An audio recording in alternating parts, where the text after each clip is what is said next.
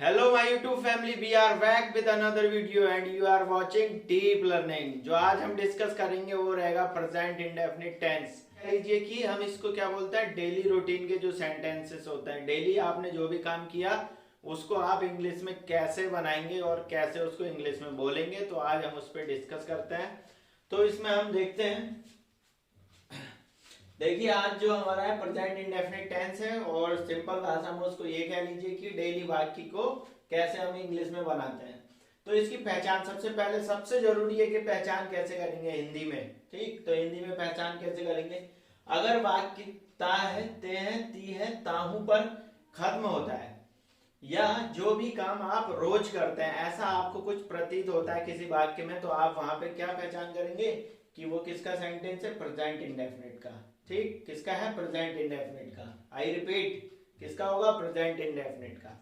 तो जैसे मैंने बोल दिया मैं रोज वीडियो बनाता हूं, तो देखिए कहां पे खत्म हो रहा है, ये ताहू पे खत्म हो रहा है, तो आप इससे पहचान गए कि ये किसका है, प्रेजेंट इंडेफिनिट का। और मैंने एक सेंटेंस और लिया, मैं रोज स्कूल जाता हूं, तो देखिए ये डेली का काम है ना स्कूल जाना, तो ये किसका हो गया, प्रेजेंट इंडेफिनिट का क्या हो गया, सेंटेंस हो गया। ठीक, अब देखते हैं इंग्लिश में। बहुत से बच्चे क्या होते हैं कि हिंदी से इंग्लिश तो बना लेते हैं, लेकिन उनको ये दिक्कत होती है अगर इंग्लिश में कोई सेंटेंस दे दिया तो उसका हिंदी में अनुवाद कैसे करेंगे, वो सबसे बड़ा एक और चैलेंज हो जाता है। तो हम दोनों चीज को आज इसमें कवर करेंगे इस वीडियो में।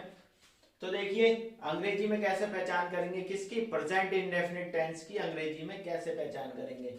तो यहाँ लिख दिया, यदि किसी वाक्य में वर्ब की फर्स्ट फॉर्म होनी चाहिए। क्या, वर्ब की फर्स्ट फॉर्म, और दूसरी चीज उसमें एस या ई एस लगा है।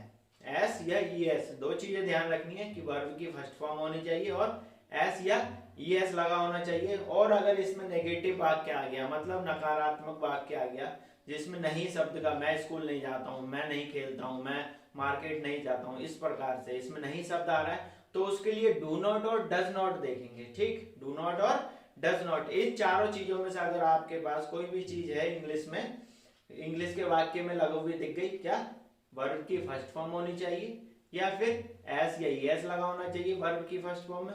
और दूसरा चीज, अगर नकारात्मक वाक्य है तो उसमें डू नॉट और डज नॉट लगा होना चाहिए। अगर ऐसा आपको किसी अंग्रेजी वाक्य में दिखता है तो हम उसको क्या कहेंगे, प्रेजेंट इंडेफिनिट टेंस का वाक्य बोलेंगे।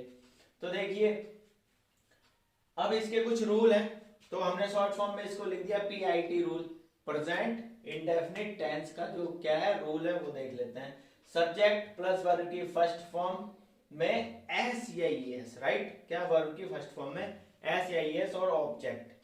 फिर ये लास्ट में लिखा है जब सब्जेक्ट क्या हो, सिंगुलर हो। ठीक, दूसरी चीज सब्जेक्ट प्लस वर्ब की फर्स्ट फॉर्म प्लस ऑब्जेक्ट, जब क्या हो, सब्जेक्ट प्लूरल हो। अगर आपको सब्जेक्ट सिंगुलर कब है, प्लूरल कब होता है, अगर उसमें कोई दिक्कत है तो आप हमारा इंग्लिश स्पीकिंग ट्यूटोरियल नंबर 6 जरूर देख लें, वहां पे हमने ये कवर कर रखा है। ठीक, अब सबसे बड़ी समस्या ये आती है कि भाई ये एस और ई एस दो चीजें हैं, एस कब लगाऊंगा, ई एस कब लगाऊंगा, ये तो प्रेजेंट इंडेफिनिट, तो प्रेजेंट इंडेफिनिट के जो टेंस होता है उसमें एस या ई एस का क्या बवाल है, क्या कब क्या लगता है, उसको सीखते हैं। देखिए बड़ी इंटरेस्टिंग चीज है ये, तो आपको सिर्फ 5 रूल याद रखने हैं। कौन से 5 रूल? तो देखिए जब किसी वर्ब का क्या हो, अंतिम अक्षर ओ पे खत्म हो, जैसे गो, तो क्या लगा देते हैं उसमें ई एस लगा देते हैं। ठीक, किसी वर्ब का अंतिम अक्षर एस एस एस एच पे अगर खत्म हो तब उसमें ई एस लगाते हैं, जैसे एग्जांपल किस। अरे अबे ये सुन के हिमेश रश्मि मत बन जाना, ठीक है। मिस, मिसेस, किसका क्या हो जाएगा, किसिस, और मिस का मिसेस। अबे तुम्हारी घरवाली नहीं है मिसेस, ये क्या है, मिस, मतलब याद करना। पास का मतलब पासिस हो जाएगा, देखिए डबल एस पे खत्म हो रहा है। एस एच वाला देख लेते हैं, पुश, धक्का देना, उसका क्या हो जाएगा, पुशिश। ठीक है, इसी प्रकार तीसरा रूल देखिए, अगर वर्ब का अंतिम अक्षर एक्स, डबल जेड और सी एच पे खत्म होगा ना, तो उसमें क्या लगा देना, ई एस लगा देना है। देखिए फिक्स का क्या हो जाएगा, फिक्सेस, रिलैक्स का रिलैक्सेस, बस का क्या हो जाएगा, बसेस। ठीक, कैच का क्या हो जाएगा, कैचेस। तो देखिए डबल जेड है ना लास्ट अक्षर, तो उसमें क्या लग जाएगा, ई एस, और सी एच है तो क्या लग जाएगा, ई एस। ठीक, नंबर 4 देखते हैं, किसी वर्ब का अंतिम अक्षर वाई हो, ये बहुत इंपॉर्टेंट है, वाई हो तथा उससे पहले कॉन्सोनेंट, कॉन्सोनेंट मतलब AIOU को छोड़ के बाकी जितने भी आते हैं 26 में से, ठीक हो तो उसमें IES लगाते हैं, ठीक। Y को हटाकर क्या लगाते हैं, IES। देखिए जैसे क्राई, देखिए Y पे खत्म हो रहा है, ठीक। उससे पहले वाला क्या है, कॉन्सोनेंट है, तो इसमें क्या लग जाएगा, Y को हटा के IES लगता है, ठीक। क्राइस। और ये मैरी, ठीक है, मैरी में देखिए Y से पहले कौन है, कॉन्सोनेंट है, तो इसमें क्या लग जाएगा, Y को हटा के IES, मैरीज, ठीक। पांचवा देखिए, किसी वर्ब का अंतिम अक्षर Y हो तथा उससे पहले वॉवेल हो, AIOU, ये पांच में से कोई सा भी आ जाएगा तो हम उसके साथ S लगाते हैं, ठीक। क्या लगाते हैं, S। देखिए जैसे Y पे खत्म हुआ, उससे पहले क्या है, वॉवेल है ना, तो क्या लग जाएगा इसमें S। प्ले, Y पे खत्म हुआ, उससे पहले A है, वॉवेल है, तो इसमें लग जाएगा S, प्लेस। तो आइए कुछ एग्जाम्पल लेते हैं। तो देखिए राजू घूमने जाता है, तो किस पे खत्म हो रहा है, ता है पे, तो किससे पहचान हो गई कि ये प्रेजेंट इंडेफिनिट का टेंस हो गया, ठीक। और राजू, राजू क्या है हमारा, एक सिंगुलर वर्ब, सिंगुलर क्या है, राजू क्या है, सिंगुलर सब्जेक्ट, तो क्या लगेगा वर्ब में एस या ईएस लगेगा। अब कौन डिसाइड करेगा एस या ईएस लगेगा, तो वो देखिए वर्ब की फर्स्ट फॉर्म में गो, लास्ट अक्षर क्या आ रहा है, ओ आ रहा है, तो इससे पता चल गया कि ईएस लगेगा। तो यहाँ से क्या बनेगा, राजू गोज टू वॉक भी लिख सकते हो आप इसको, और Raju goes for a walk ये भी लिख सकते हो, ठीक। अब देखिए इंग्लिश में अगर आपको कोई सेंटेंस दे दिया तो कैसे पहचानोगे कि वो किसका है, तो देखिए सी रन्स डेली। अब सी क्या है आपको पता है, ये सिंगुलर सब्जेक्ट है, और रन क्या है, रन का मतलब दौड़ना, वर्ब में एस लगा, इससे ये पहचान हो गई कि ये किसका है, प्रेजेंट इंडेफिनिट का। तो हिंदी में जब बनाओगे इसको तो कहां पे खत्म होगा, ये ता है, ती है, ते हैं, तो क्या हो जाएगा, वह रोज दौड़ती है। अगला देखिए, मैं खेलता हूं, अब मैं क्या है, प्लूरल सब्जेक्ट है, मैं क्या है, प्लूरल सब्जेक्ट है, तो इसमें क्या होगा, मैं खेलता हूं, ताहू पे खत्म हो रहा है, इससे ये पता चल गया ये क्या है, प्रेजेंट इंडेफिनिट। तो क्या बनेगा इसका, आई प्ले। क्यों, क्योंकि देखिए ये प्लूरल सब्जेक्ट के लिए ये रूल है, इसमें वर्ब की सिर्फ फर्स्ट फॉर्म आ जाती है, एस और ईएस बिल्कुल नहीं लगाते हैं। आगे देखिए इंग्लिश में, यू लिफ्ट 50 kg वेट, तो देखिए यू क्या है, प्लूरल सब्जेक्ट है, तो इसमें क्या वर्ब में कोई एस या एस नहीं लगेगा, वर्ब की सिर्फ फर्स्ट फॉर्म आएगी, तो यहाँ पे क्या है, वर्ब की फर्स्ट फॉर्म लिफ्ट, लिफ्ट का मतलब उठाना, और 50 किलो वजन, ठीक, वेट का मतलब वजन, तो ये क्या होगा, आप 50 किलो वजन उठाते हो, ठीक है। आगे देखिए, वे मरीजों को रक्तदान करते हैं, देखिए ते है पे आ गया, तो वही प्रेजेंट इंडेफिनिट। फिर वे का मतलब होता है दे, इंग्लिश में वे की इंग्लिश क्या होती है, दे, और दे को हम किस में रखते हैं, वो होता है हमारा प्लूरल सब्जेक्ट में।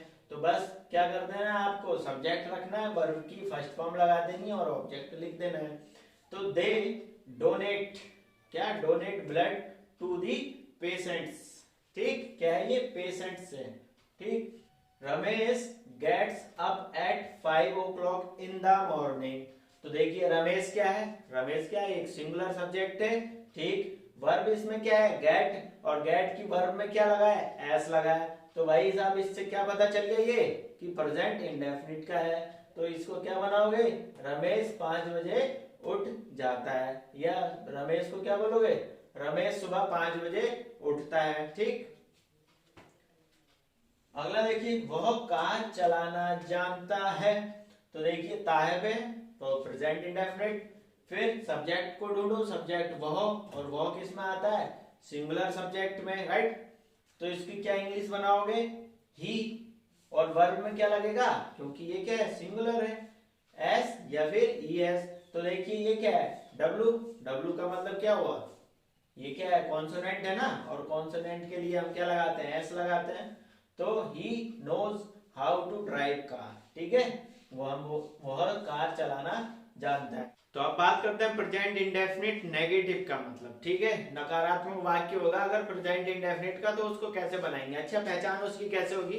तो आपको ये तो देखना ही है कि प्रेजेंट इंडेफिनिट में ता हूं, ती है, ते है पे खत्म होगा, साथ में इसमें नहीं शब्द भी लगा होगा, ठीक है। तो नहीं शब्द की इंग्लिश जो है नॉट नहीं आएगी सिर्फ, ठीक है, प्रेजेंट इंडेफिनिट में नहीं शब्द के लिए नॉट नहीं आता है, क्या आता है, डू नॉट और डज नॉट आता है, ठीक। और डू नॉट किसके साथ लगेगा, वो प्लूरल सब्जेक्ट के साथ लगेगा, और डज नॉट किसके साथ लगेगा, वो सिंगुलर सब्जेक्ट के साथ लगेगा। तो कुछ एग्जांपल लेके और क्लियर करते हैं आपके कॉन्सेप्ट को, ठीक।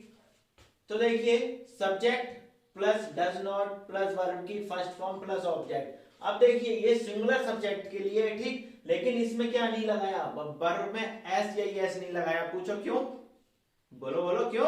हाँ ये देखिए सही बताया आपने, ठीक है। हाँ क्योंकि डू में यहाँ भाई पहले ही एस लगा दिया है, इसलिए हमने क्या नहीं लगाया, वर्ब में एस या एस नहीं लगाया, ठीक। ठीक है, बिल्कुल सही जवाब दिया आपने, ठीक। फिर देखिए प्लूरल में subject plus do not plus verb की फर्स्ट फॉर्म प्लस ऑब्जेक्ट, ये क्या है, प्लूरल अगर आपका क्या होगा, सब्जेक्ट होगा, प्लूरल सब्जेक्ट, तो उसके लिए सिर्फ डू नॉट आता है, और वर्ब की फर्स्ट फॉर्म वहां तो एस या एस नहीं था ना, तो सिर्फ नॉट के लिए अकेला नॉट नहीं है, डू नॉट आता है। आई रिपीट, प्रेजेंट इंडेफिनिट में नहीं शब्द के लिए अकेला नॉट नहीं लगता है, क्या लगेगा, डू नॉट और डज नॉट लगता है। और डज नॉट किसके साथ लगेगा, वो सिंगुलर सब्जेक्ट के साथ, और डू नॉट लगेगा प्लूरल सब्जेक्ट के साथ। तो कुछ एग्जांपल दे रखे हैं। वह प्रतिदिन स्नान नहीं करता है, देखिए करता है से पता चल गया ये प्रेजेंट इंडेफिनिट है, और नहीं करता है, नहीं नहीं ने इसको क्या बना दिया, नकारात्मक, यानी कि नेगेटिव सेंटेंस बना दिया। और किसका बन गया ये, प्रेजेंट इंडेफिनिट का नेगेटिव सेंटेंस बन गया ये।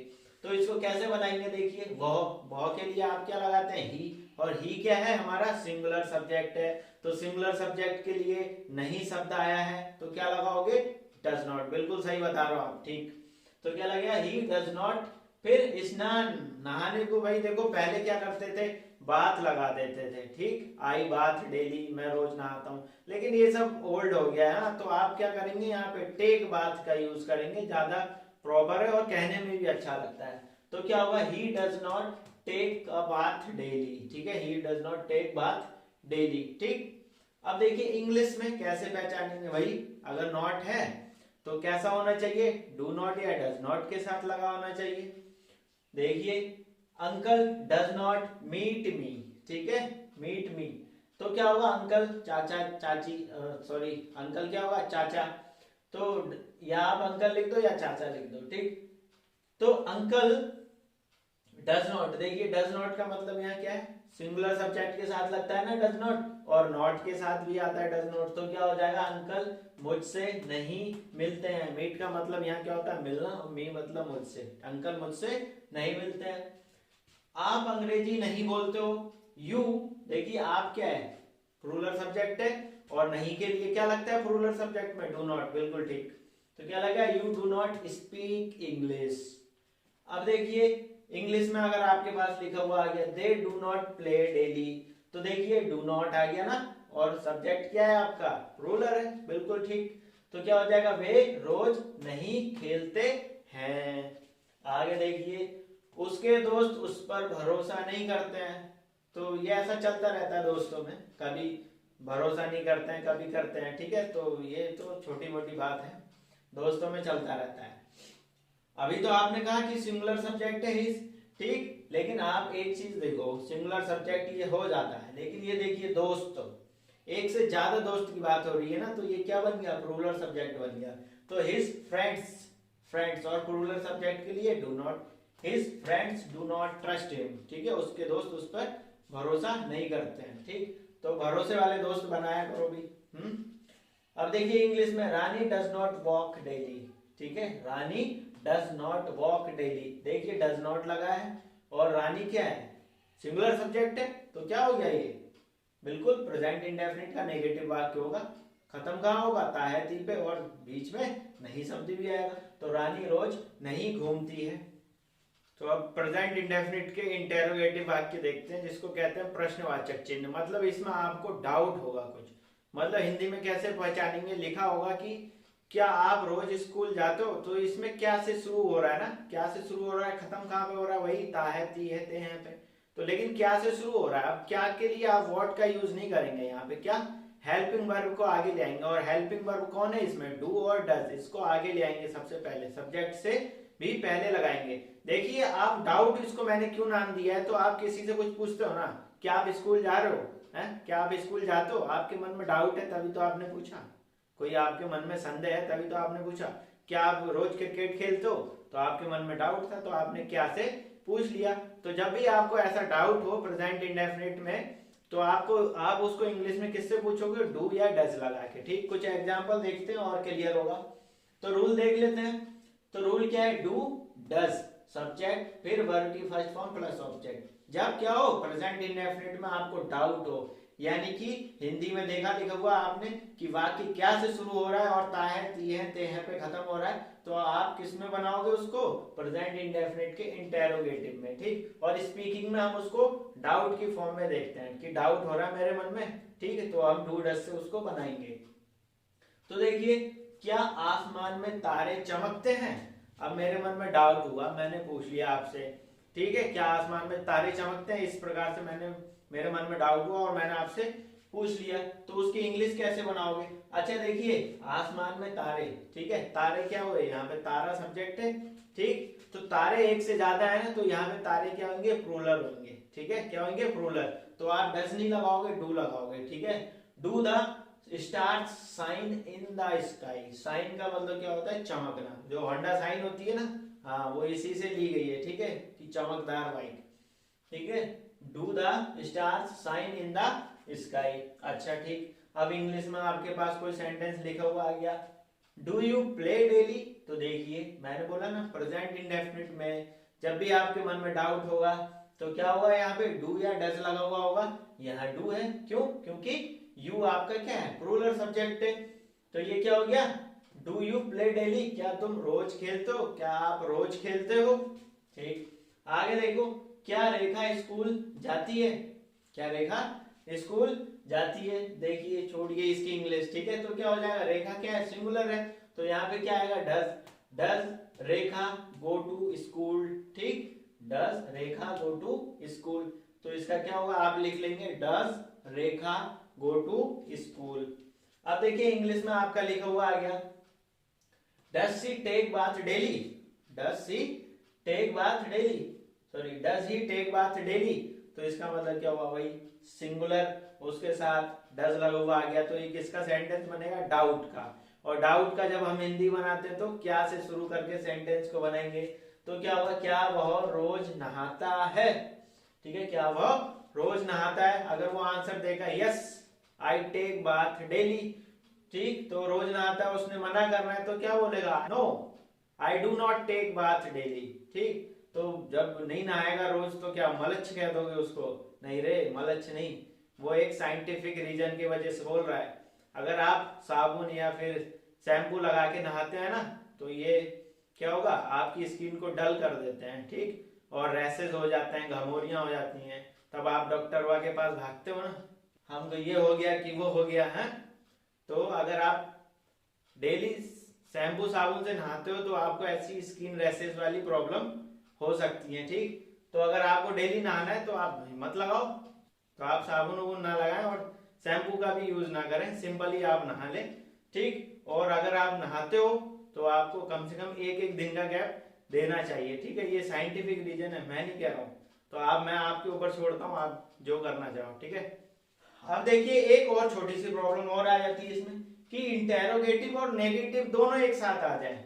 ठीक है, कि उसने डाउट भी पूछ लिया और मना भी कर रहा है, क्या आप स्कूल नहीं जाते हो, क्या आप स्कूल नहीं जाते हो। देखो क्या से शुरू हुआ, डाउट हो गया, और नहीं जाते हो तो नॉट आ गया, नेगेटिव हो गया। तो जब भी ऐसे सेंटेंस होंगे तो उसका रूल देख लो, क्या हुआ, डू और डज तो वही आएगा डाउट के हिसाब से, लेकिन सब्जेक्ट की बात यहाँ पे नॉट आ जाएगा। देखिए यहाँ पे नॉट नहीं है लेकिन इसमें आ जाएगा, क्यों, क्योंकि इसमें नेगेटिव भी आ गया और वर्ब की फर्स्ट फॉर्म और प्लस ऑब्जेक्ट, राइट। तो देखिए एक सेंटेंस लेते हैं और क्लियर होगा, does she not study at home daily. Does he not study at home daily, तो क्या हो जाएगा, क्या वह रोज घर पर नहीं पढ़ता है, क्या वह रोज घर पर नहीं पढ़ता है। देखिए डज नॉट, डज आ गया और नॉट यहाँ पे लग गया, तो ये डाउट यानी कि इंट्रोगेटिव और नॉट का मतलब नेगेटिव। ठीक, तो दोनों एक साथ आ गए, तो does he not study at home daily. तो आगे देखते हैं प्रेजेंट इंडेफिनिट में इंटरोगेटिव वाक्य मतलब WH फैमिली वाले वाक्यों को कैसे बताओगे। देखो WH फैमिली का मतलब ये है कि आप रीजन जानना चाहते हो, आप कहाँ रहते हो, रीजन पूछ रहा है, आप क्या खरीदते हो, रीजन पूछ रहा है। आप क्यों खरीदते हो, वो रीजन है। ठीक है, आप क्यों पढ़ते हो, इसमें भी रीजन है। तो इस टाइप के जो भी आपके वाक्य होते हैं उन्हें हम WH फैमिली के वाक्य कहते हैं। ठीक है, तो उनकी पहचान यही है कि इंग्लिश में WH हर उसमें होगा। ठीक है, तभी उनको हम WH वाले सेंटेंस कहते हैं। ठीक, तो देखिए उसका रूल क्या है। WH वर्ड आ जाएगा, डू और डज आ जाएगा, सब्जेक्ट वर्ब की फर्स्ट फॉर्म और ऑब्जेक्ट। देखिए ऑब्जेक्ट तो आता ही नहीं है, क्यों? क्योंकि जब आप पूछना चाह रहे हो ना आप क्या खरीदते हो, ठीक है, आप क्या खरीदते हो, और मैंने ये बोल दिया क्या आप कपड़े खरीदते हो, तो इसमें डाउट हो जाएगा, रीजन नहीं आएगा कि आप कपड़े खरीदते हो। मुझे पता चल गया ना आप कपड़े खरीदते हो। ठीक, मैंने ये पूछा आप क्या खरीदते हो, तो मैं जानना चाह रहा हूँ कि वो ऑब्जेक्ट बताओ जो आप खरीदना चाहते हो।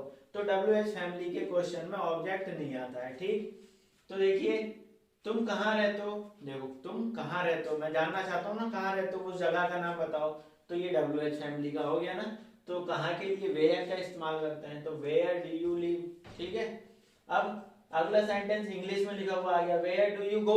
ठीक, तो आप क्या हुआ, वेयर का मतलब वही कहाँ, डू यू गो कहाँ जाते हो, तो क्या हो जाएगा आप कहाँ जाते हो। अगला देखिए, बादल हवा में क्यों तैरते हैं। ठीक है, तो देखो बादल क्या होता है, एक प्लूरल सब्जेक्ट, प्लूरल वर्ड है बादल। ठीक है, तो क्या हो जाएगा, क्यों के लिए वाई का इस्तेमाल करते हैं, रीजन पूछ रहा है ना। हाँ, छोटी क्लास में पूछते हैं ना साइंस में। ठीक है, कि बादल हवा में क्यों तैरते हैं, अच्छा खासा क्वेश्चन है ये साइंस का। ठीक है, तो उसके लिए वाई का इस्तेमाल लगता है, रीजन पूछ रहा है ना क्यों। तो why do the clouds, clouds और हवा में तैरने के लिए फ्लोट का इस्तेमाल करते हैं, क्या, why do the clouds float in the air. English में देखिए, why does she live with you. ठीक है, वाई वही, वाई का मतलब क्यों, WH फैमिली। ठीक, तो वह आपके साथ क्यों रहती है। ठीक है, वह आपके साथ क्यों रहती है। फिर देखिए, वह आजकल क्या करता है। ये आपको बहुत इंटरेस्टिंग वाक्य है। आपके दोस्त जो बिछड़ गए हैं तो आपको रीजन होता है, कभी याद आ जाती है गलती से, तो कहते हो ना कि यार आजकल वो क्या कर रहा है, अपना दोस्त वो वाला क्या कर रहा है। ठीक, तो उसको इंग्लिश में कैसे बोलोगे। ठीक है, what does he do nowadays. What, what किसके लिए आ गया, क्या के लिए, और करने के लिए डू आता है। ठीक है, और ही क्या है, सिंगुलर सब्जेक्ट है तो इसके साथ डज आएगा। What does he do nowadays, आजकल के लिए हम क्या इस्तेमाल करते हैं, नाउअडेज। इसका इंग्लिश देखो, when do you study at home. देखो व्हेन के दो मतलब होते हैं, जब और कब। ठीक है, तो जब ये डू से शुरू होगा ना, ठीक है, हेल्पिंग वर्ब के आगे लगा होता है व्हेन, तब इसका मतलब कब होता है। ठीक, और अगर ये डायरेक्ट यहाँ से डू हटा दूं, यू लगा दूं, when you study at home, तो इसका मतलब हो जाएगा जब तुम स्टडी करते हो। तो तुम घर पर कब पढ़ते हो, रीजन पूछ रहा है कितने बजे, टाइम बता दो कब और कितने बजे पढ़ते हो। ठीक है, तो when do you study at home. तो गाइज ये रहा आज हमारा प्रेजेंट इंडेफिनिट का, हमने क्या हुआ, प्रेजेंट इंडेफिनिट टेंस कह लो इसको, या फिर प्रेजेंट इंडेफिनिट सेंटेंस के जो वाक्य हैं, या सबसे सिंपल भाषा में ये बोल लो कि जो हमारा डेली रूटीन, हम जो भी काम करते हैं ना, कि जो भी हम किसी से पूछते हैं डेली, जो भी हम काम करते हैं, ठीक, वो कह लो इसको।